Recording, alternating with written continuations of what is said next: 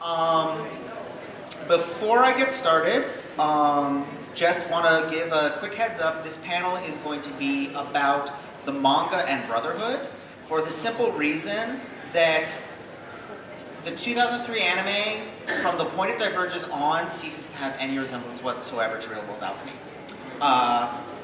That's not a criticism of it, it's just it did a different thing. That said, I'm going to jump right in. Now, as the panel goes along, I'm going to be referencing Fullmetal Alchemist more. I'm going to start with groundwork about alchemy and then slowly reference Fullmetal Alchemist more as we go along.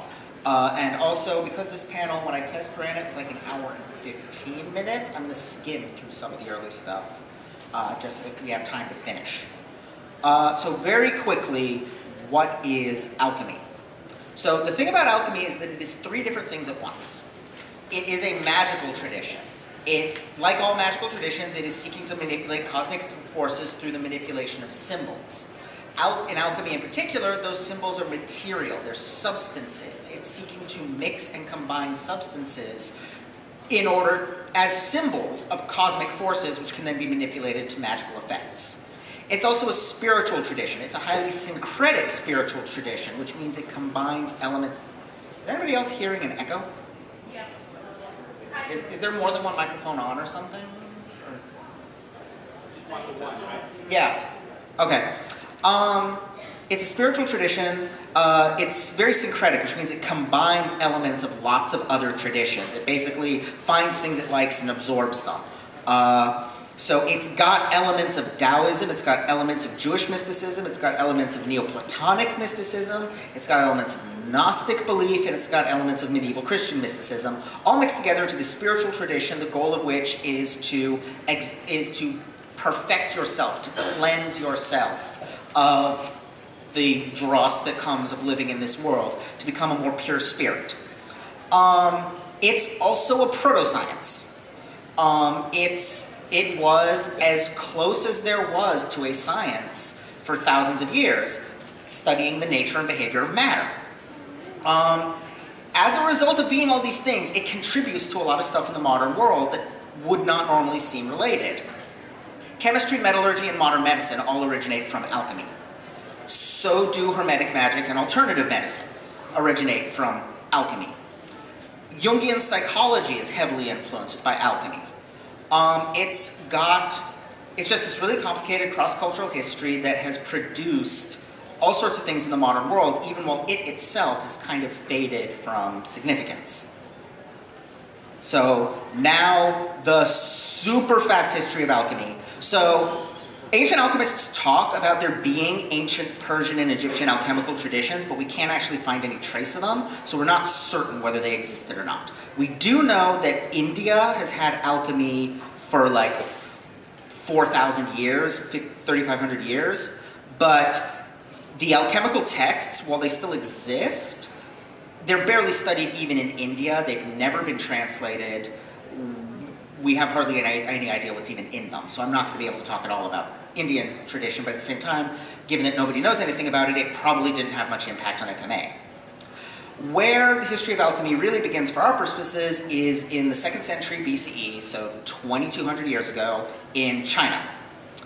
This is around the same time as the rise of Taoism, and this is not a coincidence. Chinese alchemy is very closely related to Taoist thought. It's got a strong focus on medicine and magic. It is pursuing immortality as its primary goal, like creating an elixir that will make you immortal. Gee, who does that sound like? But at the same time, it's also got this magical focus. The Chinese word for alchemist, which I'm blanking on the top of my head, is the same word for astrologer, wizard, geomancer. They were all the same thing. These were all closely related pursuits. And the most significant thing here for FMA is that this is the only tradition in which alchemists did anything that resembled spellcasting. This is the only alchemical tradition. The idea was that alchemists could prepare things in their laboratory and then carry them around with them and just kind of throw them out at you and do whatever transmutation they wanted to do on the fly. All other alchemical traditions, transmutation is a complicated and slow process. So that thing where they can just like draw a circle and have alchemy happen on the spot is coming from here.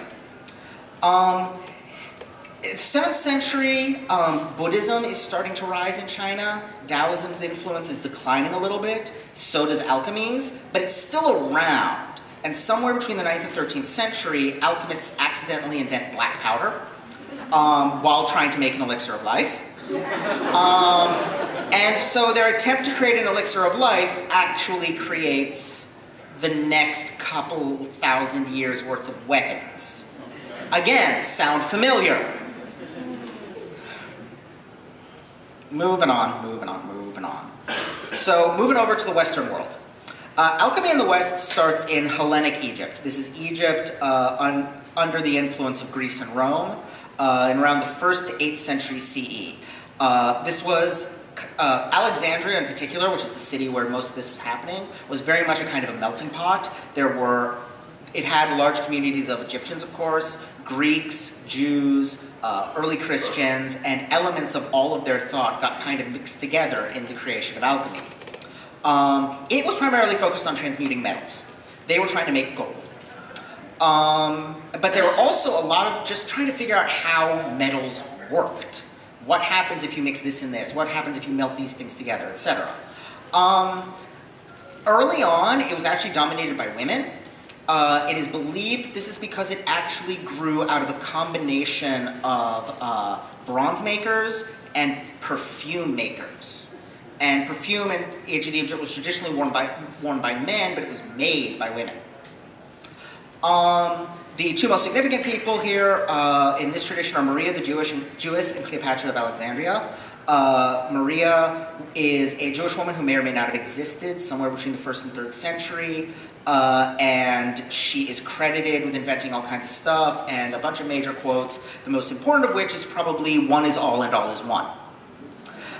Cleopatra of Alexandria is the first alchemist whose writing we actually have. We have a single sheet that's a guide on how to make gold, called the Chrysopoeia of Alexandria, of Cleopatra. By the way, she's no relation whatsoever to the queens. But for our purposes, the most significant thing is that she took that quote of Maria and inscribed it on an image of the Ouroboros, which is almost identical to the Ouroboros used in the series. Later on, they started getting less interested in metals and more interested in spirituality, and this roughly coincides with the center moving from Egypt to Syria. Then, in the 9th century, the Muslim world is expanding. They conquer Syria. They discovered that the Egyptians had all this knowledge about metallurgy. They're like, ooh, new ways to make coins cheaper. Let's translate all this stuff into Arabic. Then, as they go through translating it, they decide, oh, actually, we want to do our own original research. We're going to do all this empirical research. Alchemy is actually an Arabic word. It's alchemia, which is the chemia, chemia being the Hellenic Greek word for alchemy. It's also where we get the word chemistry, of course. Their goals were actually a little bit different, ultimately. Like, at first they were working on new ways to make coins, but then they started getting interested. Actually, they pretty much mastered gold plating things, which was the main technique they used. They decided, you know what we're going to do? We're going to create life in the laboratory. One of the goals of this project was to create what became known in Europe as a homunculus, which was an artificial human. But by artificial human, they meant something that could talk. They didn't care what it was shaped like.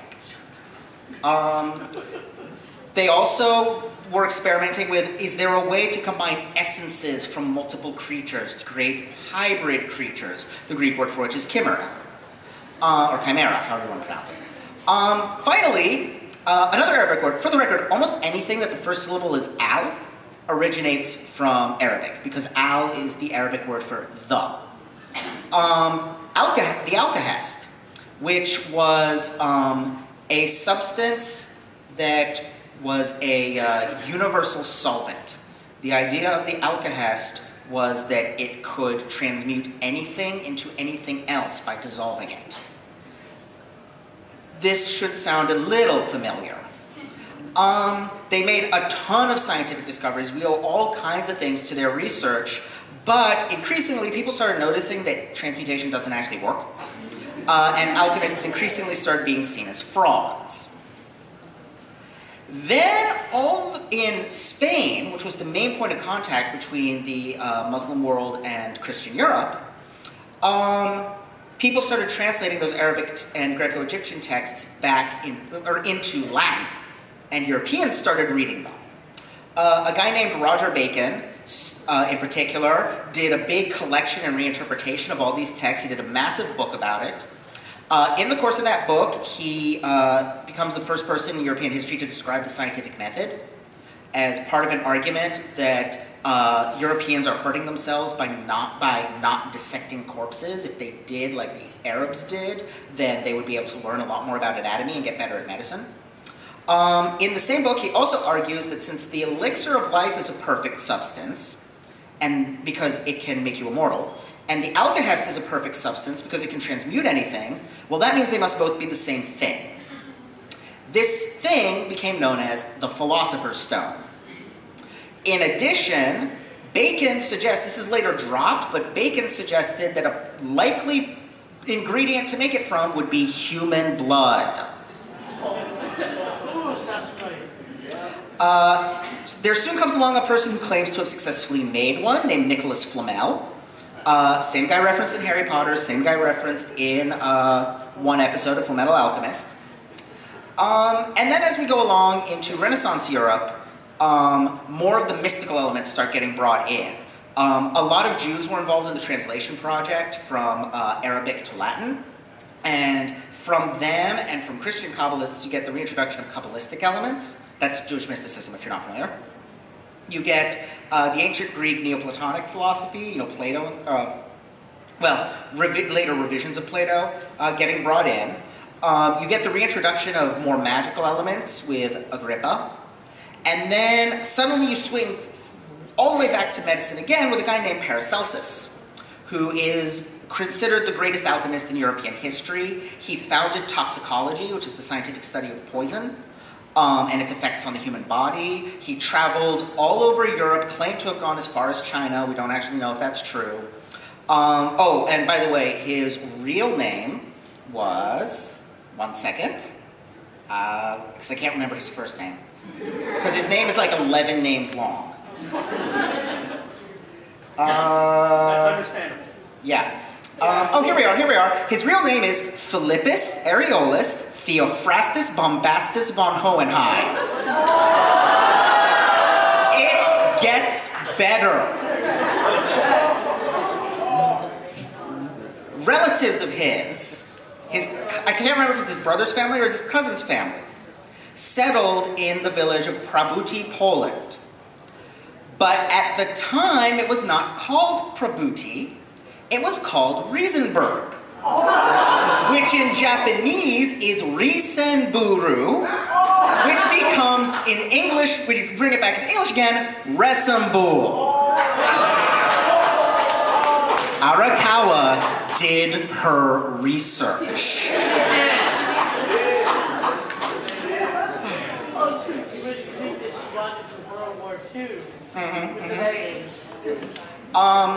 So we transition from there. At this period, alchemy and chemistry are basically the same thing. But as we transition, in fact, the same word starts getting used. There's kind of this nationalistic thing where they don't want to use they only want to use like European root words, so they drop the al and start calling it chemistry. And for a while, it's getting called both interchangeably. By the 18th and 19th century, the same thing happened in the Arab world, where people noticed transmutation doesn't work, and alchemists were considered frauds. So the practical school that was, doing experiments and figuring out what did and didn't work, started calling themselves chemistry to distance themselves from those alchemy frauds. Meanwhile, the more mystical ones started to call in what they were doing Hermeticism or occultism or, the Order of the Golden Dawn. In order to distance themselves also from those alchemy frauds. And so the idea of alchemy just kind of fades away for a couple hundred years. Then Jung comes along. He's going to be important much later in the panel. He's the first person to study alchemy as a social phenomenon instead of as a series of techniques. He studies it as a belief system, as part of his theories. His basic theory was that mythology and folklore are psychology, that we project elements of our psyches into our stories. In his view, alchemy was a purely spiritual endeavor. Alchemists thought that the materia, which is the word for whatever they're trying to transmute, was transformed, but what was actually happening was that the alchemist was looking on it with new eyes because they had attained a spiritual state. This is not actually true. What was actually happening was that, from their perspective, gold plating a piece of metal was as good as turning it into gold. And the most important thing he did for our purposes is he mapped the Magnum Opus, which that literally means the great work. It's the process of creating a philosopher's stone. He mapped that onto a process of spiritual development, and we will be coming back to that. Okay, so I just want to run through some major concepts from Chinese alchemy that have an influence on the show. The first one is Yu Jing. Clearly some names were taken from this. Yu Jing is often translated as the Chinese elements, but that's not necessarily the best translation, simply because when we think of elements like the Greek elements, earth, air, water, fire, and the Fire Nation attacked. When we think of the Greek elements, we think of them as kind of static. Fire is fire, it has always been fire, it will always be fire. That's not how it works in Chinese alchemy. The word Jing is a word that implies motion. And what's happening with the elements in Chinese alchemy is that they're evolving in a cycle. They're actually evolving in two cycles. There's what's called the generative cycle, where wood generates fire. Okay, that kind of makes sense. Fire generates earth. Makes sense if you consider ash a form of earth. Earth generates metal. That was their explanation for why you find metal in the earth. Metal, over time, evolves into water. That was their explanation for why water comes up out of the ground. And then water generates wood, which again, makes sense if you're watching plants grow. The other cycle is the consumptive cycle, where wood consumes earth. You can see that with plants like cracking the ground. Earth consumes water, soaks it right up. Water consumes fire, takes out the fire. Fire consumes metal by melting it. Metal consumes wood by shredding it. So the idea was that these things are constantly evolving, but they're all part of one cycle. That the cycle of life isn't just life, it's everything. Everything is always evolving and changing and moving and becoming and moving around, and it's always in a cycle. It always comes back.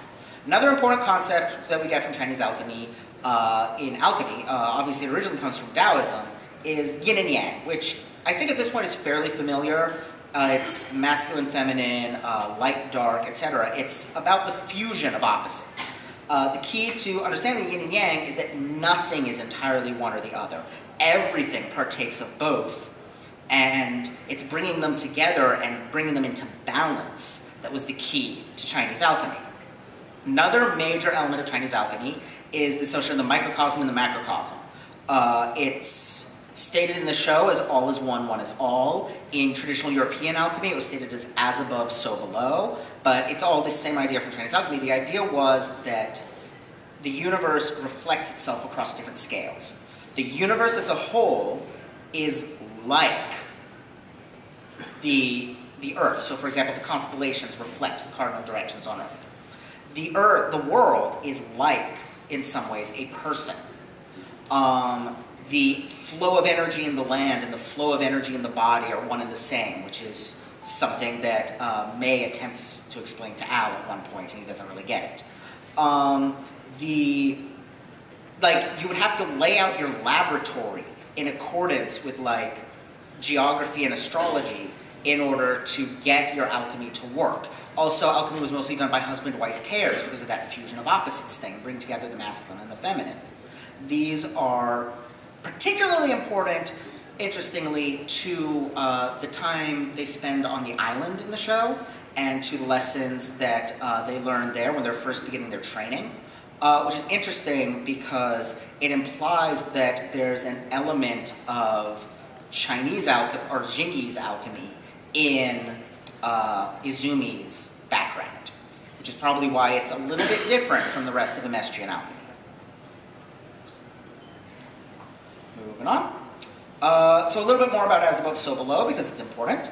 The idea here is that so the symbol is the thing which is symbolized. The idea is that it's not just that gold represents the sun, which represents masculinity. It's that these are all the same thing in the course of the alchemical ritual. They become the same thing. There's a lot of different ways in which this idea is reflected. The idea that the material and spiritual are one. So if you create a perfect substance in the laboratory, that means your spirit has been perfected as well. And this idea that the process of transmutation reflects the processes of creation. In Chinese alchemy, the idea of transmutation was not that you were forcibly transforming a substance into something it isn't. The idea was that you were accelerating it along that cycle until it got to the point you wanted it to be. You were just helping it along with its natural processes. In European alchemy, it was that the work of the alchemist is a reflection, like a lesser reflection of the work of God in creating the world. This is the place where I like to point out where this is interesting is that this explains what's going on with the ritual to bond a soul to armor. If you remember, they associate blood and the soul in the series, which is an association that's made in a lot of places, including European alchemy. They cut their fingers and drip that into the mix for their mother to be soul data for her. So the blood, in a sense, is the soul. And that's why the crest has to be drawn in blood. The other reason it has to be drawn in blood is that blood contains iron. So the iron in the armor and the iron in the blood are one. And so if you want to make the armor and the soul into one, you use the blood as a medium to connect them.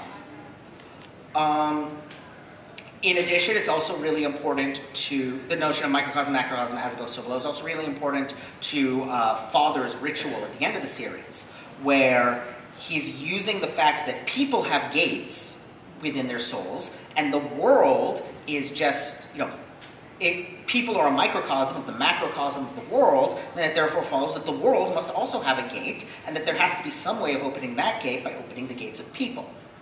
Then, as above, so below, if you open the gate of the world, if you do it at the right time, you should be able to open the gate of heaven as well. And then you can grab God and drag him down and eat him, and the final battle happens.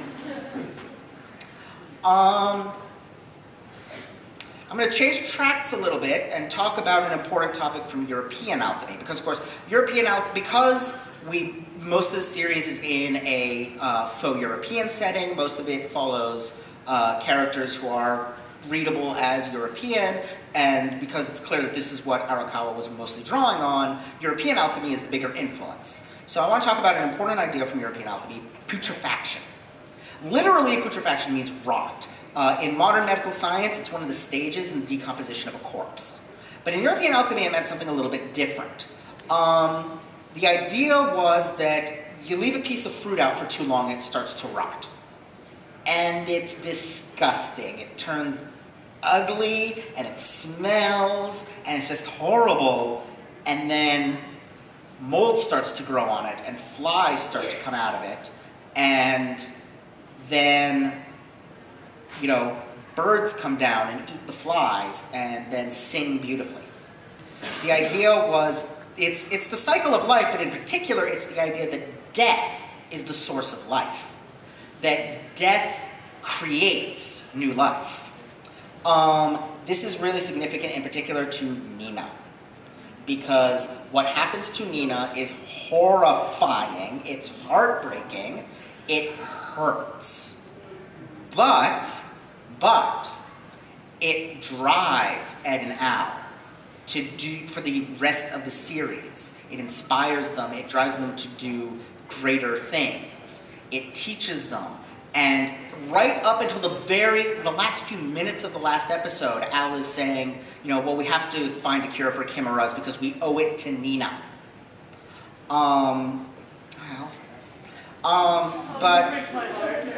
But the idea is that out of these deaths comes, it's not that death is good.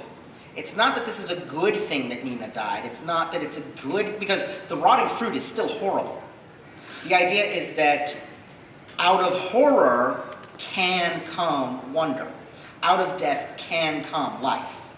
And that that life isn't any less beautiful because it came out of something terrible. It's actually more beautiful because it came out of something terrible. Then you've got the Philosopher's Stones as sort of a dark parody of this, because out of death you're creating life in horrible, horrible ways. All right, really quickly going to talk about another important concept here, the alchemical wedding. So the alchemical wedding is rooted in Chinese alchemy. It comes from this idea of the bringing together of opposites. It is referenced in the writings of Cleopatra of Alexandria, but it really emerges in full form in the Rosicrucian hoax in the early 17th century. Just 3 documents that were published between 1606 and 1617. But when they were published, it was claimed that they were centuries older and created the true knowledge of religion, alchemy, and magic, possessed only by the secret society of the Order of the Rosy Cross, which never existed. Since then, there have been lots of secret societies that called themselves the Order of the Rosy Cross, but there was not any such thing before 1606. The 3rd volume is the one we're interested in. The 3rd was The Chemical Wedding of Christian Rosenkreuz. And it's an allegory that uses the stages of transmutation to make this really complicated theological argument about the Gospels and the Epistles. But what's important for our purposes, and for the development and the influence this had on the development of European alchemy, is that it begins with death. That the first stage of transmutation it presents is death, which is there's that idea of putrefaction. In this case, it uses Easter to symbolize that. It continues with washing the thing. In this case, a corpse, washing it, preparing it. Then it transitions into a wedding, a merging of opposites, the combination of the masculine and feminine principles. And then there's a celebration, which represents spiritual ascension, it represents enlightenment, it represents perfection. This cycle, death, cleansing, bringing together of opposites, ascension, became the core concept of the Magnum Opus, the process of creating a Philosopher's Stone. And yet another thing we want to bring in, the Tree of Life. This originates in Kabbalah, which is Jewish mysticism. So on the left there, we have the Sephiroth of Roger Flood. Couldn't remember if it was Roger or Robert. Roger Flood, who was an alchemist in, I think, the 14th or 15th century. This is his drawing of what it would look like.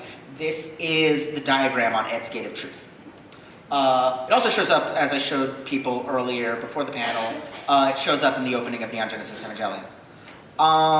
The idea of the Sephiroth is that it is a path through the 10 Sephir, 10 vessels that contain the light that brings enlightenment, the light of God. And the process of creation involves trickling down the path into the world. The process of enlightenment involves climbing up the path into enlightenment and being one with God and all that stuff. This one's interesting because it's a double. At the top, you have a tree rooted in the heavens and growing downwards, and each of the fruits of the tree is one of the 10 Sephiroth. Then out of the world, at the bottom, comes these feathery, leafy things, each of which is labeled with the name, with one of the 10 Sephiroth, and with an order of angels. Oh, I should note, the fruits are all labeled with one of the Hebrew names of God. I would like to point out that the bottommost one, which represents the world and worldly things, the actual material existence, is labeled with the name of God Adonai, which is traditionally translated as the Lord.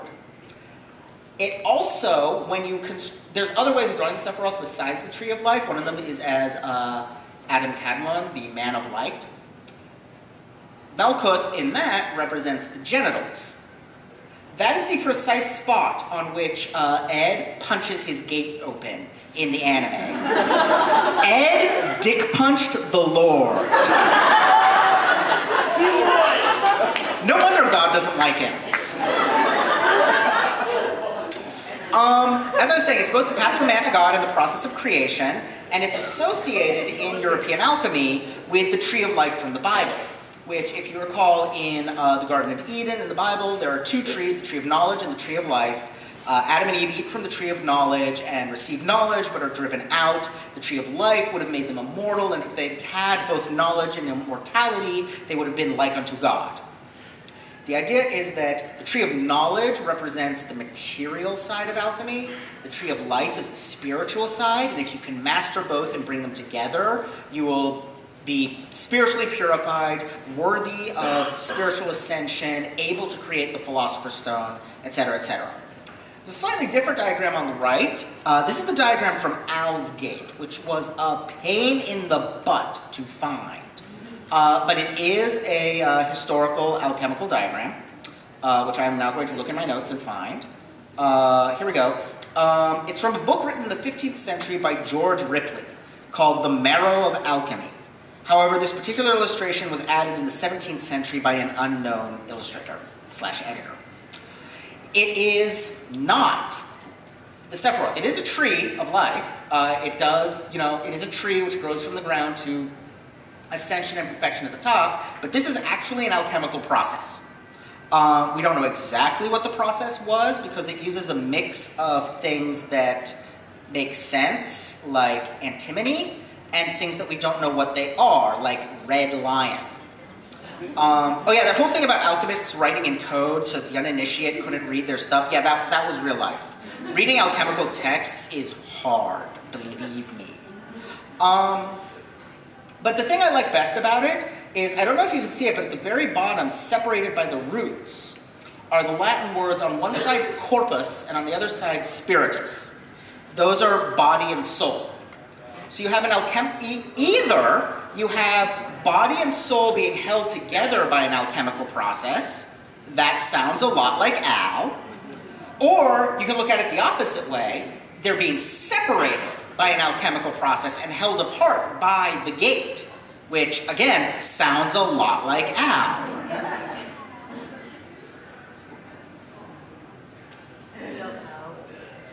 How am I doing on time? Because this slide is kind of optional. I'm doing really well on time. All right.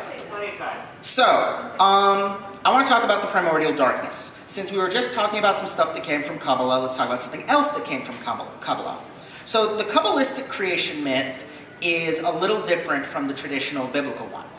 It's intended to be like an alternate interpretation of events. The idea in Kabbalah is that the creation of the world is beyond human comprehension anyway, so here's an alternate way of looking at it. The idea in Kabbalistic origin, the story is once God was all that existed and was everywhere and everything, and it uses light to symbolize that. So an entire universe that is nothing but light. And God's like, well, I want to make stuff, but in order to make stuff, I need a space that isn't me. So God kind of pulls back, removes the light from part of space, creating darkness. Then he trickles that light back in via the Sephiroth, and this combination of light and darkness is what creates the world. So the Primordial Darkness is an entity that once was light and had it taken away. It contains no light whatsoever. Humans do. The darkness doesn't. I really think this is what the darkness beyond the gate is. That it's the space from which God removed his light. It is the material from which the universe was made, which is why the complete knowledge of alchemy can be found within there, because everything came from there. And so it's really interesting to me that the homunculus, father, was born there. He comes from there because when he's getting dragged into there at the end, he says, "Don't make me go back." He is a piece of the Primordial Darkness that is trying to get back the light that was taken from it. His problem is that he's going about it in exactly the wrong way, because instead of noticing that the humans around him are full of the stuff, he keeps looking to God and trying to absorb and consume God, which doesn't work out well for him. That's also the meaning of that thing the truth set says, I am one, I am all, I am God, I am the universe, I am you. Part of that is the microcosm-macrocosm thing. One is all is one. Part of it is also that the light in this Kabbalistic story, which entered into alchemy, the light is God, and the light is the human soul, so the human soul is God. For Father, the other thing I wanted to note, everybody has something on their gates. Ed has his version of the Tree of Life. Al has his version of the Tree of Life. Mustang, we only get to see like the corner of his gate for like a few frames. But there's definitely an alchemical diagram on there. It is definitely a tree, and it's got something to do with fire. Unsurprisingly. Father's gate is blank. It is the only blank gate because there is nothing inside him.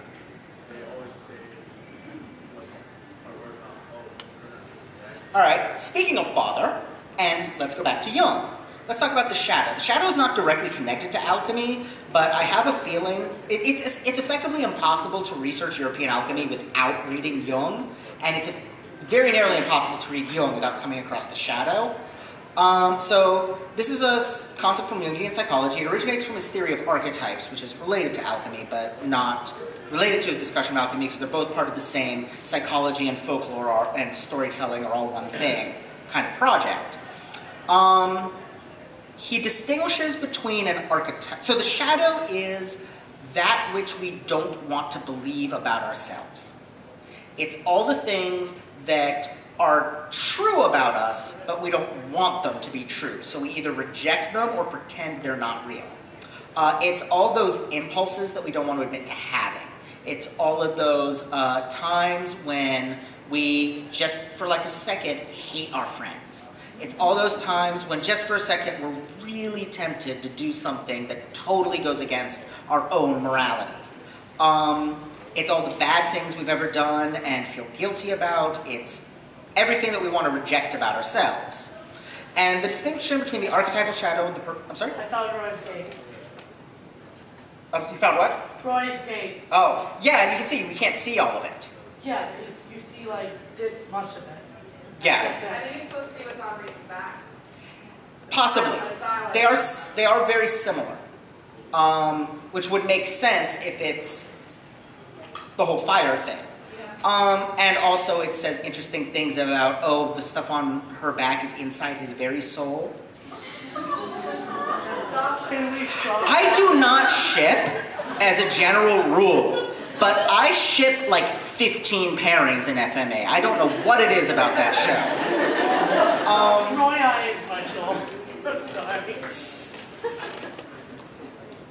The Curtises and the Armstrongs, OT4.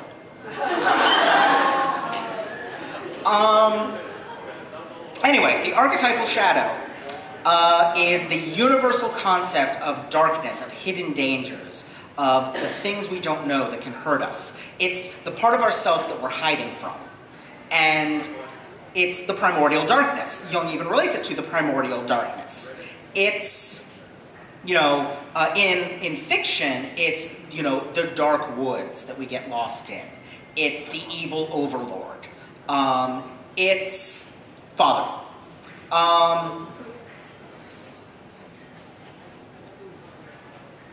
The personal shadow is the one that you have to actually address in therapy. It's the one that's specific to you. In fiction, it's often separated off from the hero as a separate character. Now, I want to draw some distinctions here because there's three kind of similar ideas: the rival, the foil, and the personal shadow. So your rival is someone that you conflict with constantly, and that conflict makes both of you better. Or at least it makes you better. Hopefully it makes both of you better. For example, Ed and Mustang are rivals. Ed and Scar are rivals. Your foil is someone who is very similar to you in some ways, but you're polar opposite in other ways. Ed and Al are foils of each other. They share a lot of similarities. They're both very smart. They're both complete nerds. They're both, generally good-hearted, but it's the red only, blue only thing. One is really, energetic, and the other one is more calm. The shadow is all the things that you reject about yourself. It's your dark side, and your side that you don't want to admit to, and the key difference between it and the rival is that fighting you can't beat your shadow. You can't fight your shadow because it's a part of you.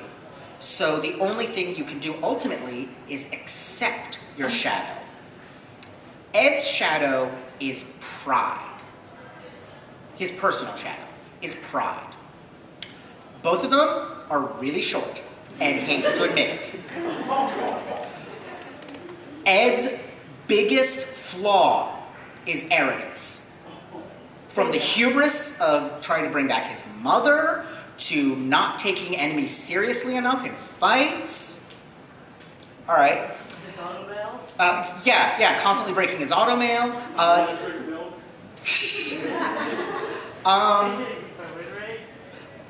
Both of them are unsettlingly old for their age at a young age.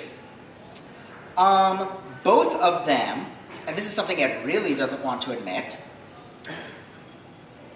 love their fathers very, very much. Because Ed does not want to admit it, but the reason Ed hates Hohenheim is because Hohenheim took his daddy away. The fact that Hohenheim is his daddy doesn't enter into that little emotional equation. And, so pride is incredibly sadistic. Ed loves to troll people, which is a form of sadism. It's a way of being sadistic without admitting that you're being sadistic. So these are all things that Ed doesn't... and they're both really violent. They both like to solve their problems with violence.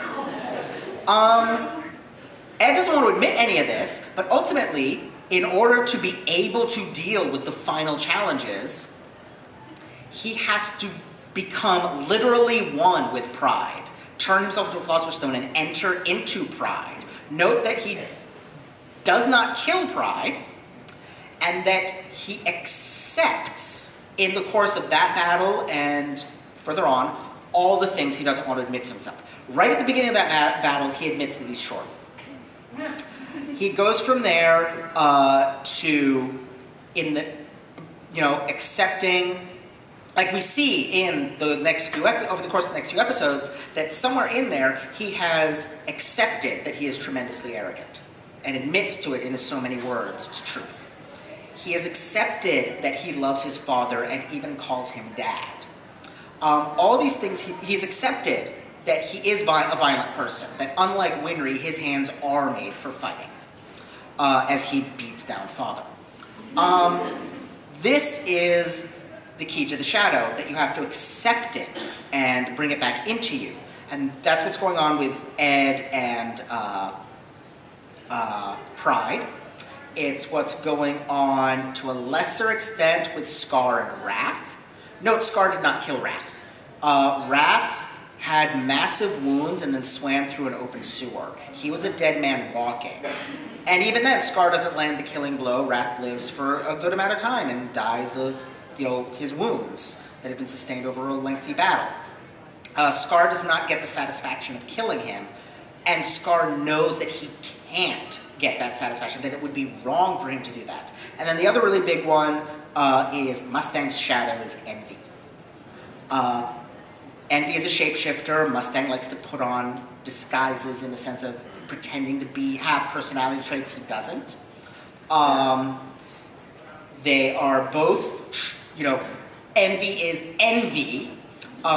Mustang wants to he wants to rise up, be the Führer, be able to be, he wants what the Führer has. He's jealous of that power. He thinks he could do a better job with it. There's so many other things, and of course the big one is that envy is the one enemy that Mustang can't burn without losing himself. Because envy killed Hughes. Yeah, because envy killed Hughes, and taking revenge for Hughes would be the one thing that takes him off his path. What about Al? He's not dead. He lives in our hearts. Yes. Al, I think I had, and I'm blanking on it. Ed is pride. Shadow is envy. Would Al be happy because he can't Scar's eat? wrath. I actually don't have Al. That's pretty good though. I think actually I had decided. It could be greed because he wants his body back. I had actually decided I think that Ed and Al are both pride, but I don't have in my notes what my argument was. I will say greed and Lang are great because they are simultaneously each other's rivals, foils, and shadow.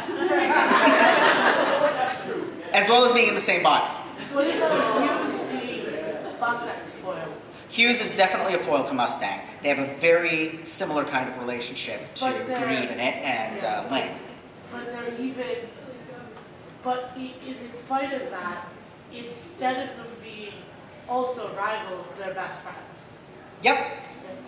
Oh no, foils very often, like your foil can be an enemy, but it can also very often be a very good friend.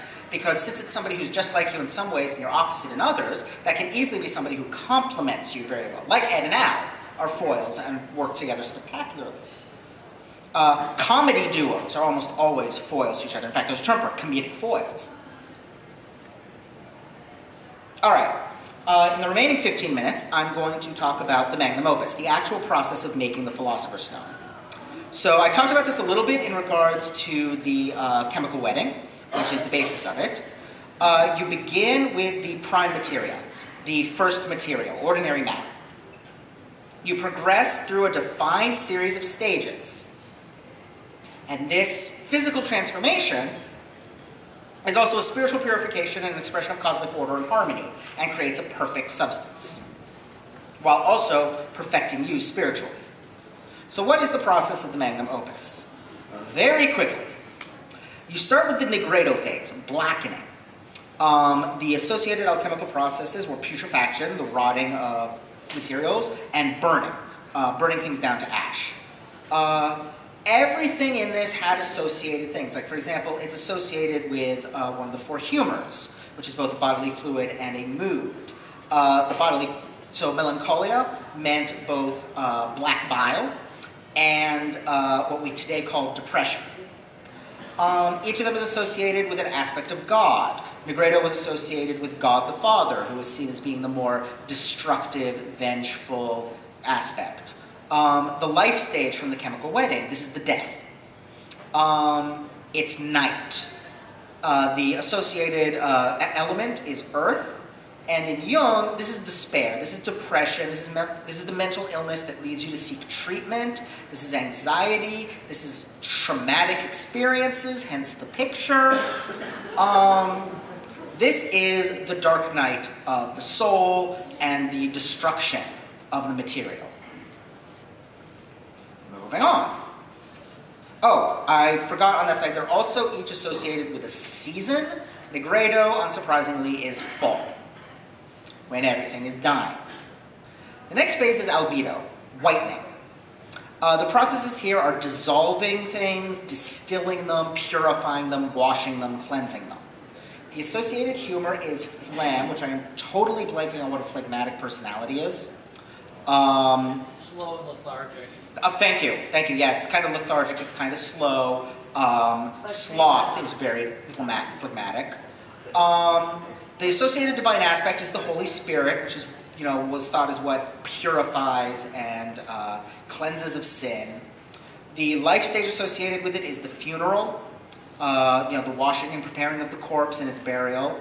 It's associated very strongly with the moon, with the time of moonrise, the element of water, the season of winter. This is one of the places where you can stop. In the course of the Magnum Opus, you can, if you choose, stop here. The result will be silver or mercury. The Jungian interpretation is that this is blankness. This is the phase in which you realize that the shadow exists, that you have problems, but you're not sure what to do about it. We move from there to the phase of... Okay, so technically this was called citrinitas. But that sounds like an energy drink, whereas the Greek name for it sounds awesome, so I call it Xanthosis. which means exactly the same thing as Citronitis. They were used interchangeably, but I used the Latin names for all the others and the Greek names for this one because it's cooler that way. This is the phase of yellowing. I mean, it has an X in it. Everybody knows that having an X in a word, especially at the beginning of the word, makes it way cooler. I mean, which is cooler? Which is cooler, a xylophone or a glockenspiel? Come on. So, the processes associated with this are mixing, smelting. This is where like the material really transforms a lot. The associated humor is cholera, yellow bile, which the choleric personality is it's someone who is argumentative and has a temper, but is also fiercely loyal and protects the people close to them. Mustang! The divine aspect is, depending on who you talk to, either the Virgin Mary or Mary Magdalene. Different scholars said different things. The associated life stage is the wedding, because this is the bringing together of opposites. This is the stage in which the masculine and feminine combine, in which you combine the two different materials that you're mixing. This is the stage in which you mix the two chemicals and watch as it explodes or transforms or whatever. This is all about the bringing together of opposites. The associated time is the dawn, where the night meets the day. The associated element is fire. Again, Mustang. And the Jungian interpretation is this is where you confront your issues. This is where you struggle. This is where you come to accept things. The associated season is spring. And the final stage, Rubedo, Reddening. The process here is coagulation. This is where the stone finally forms, and you have the stone. That's why the Philosopher's Stone is red in the series, because it's associated, that's the color that the process turns when it becomes the stone. The associated humor is sanguine, which is blood. It's cheerful, calm, happy, friendly. The divine aspect is the sun, Christ. The life stage is birth/rebirth. Time of day this is full-on day. The element is air. And the Jungian interpretation is that this is true enlightenment. This is where you have completely fulfilled your potential. He believed that very few people ever reached this stage, that it was only the great sages and alchemists of history, Jesus, the Buddha, Paracelsus, Avicenna, these are the names he gives as people who have actually achieved spiritual Rubedo. And his hope was that by working out how this process worked psychologically, he could make it so that someday everyone could do this. I would like to note, look at Ed's color scheme. Black, white, yellow, and red. He's literally wearing the process of making the Philosopher's Stone. You're right, that is... Talk about arrogance. Now... He is a Philosopher's Stone. Now... Spoiler! Moving on. Let's talk about this. So, this is not the process used to make stones in the series. Marco tells us something interesting in episode 6. I know I'm going way back. He tells us that the true Philosopher's Stone is a perfect substance. It could never be used up. It could never be destroyed. Incomplete stones can be used up, but the true one, which they had never succeeded in making, wouldn't be. But that means every stone we see in the entire series is an incomplete stone.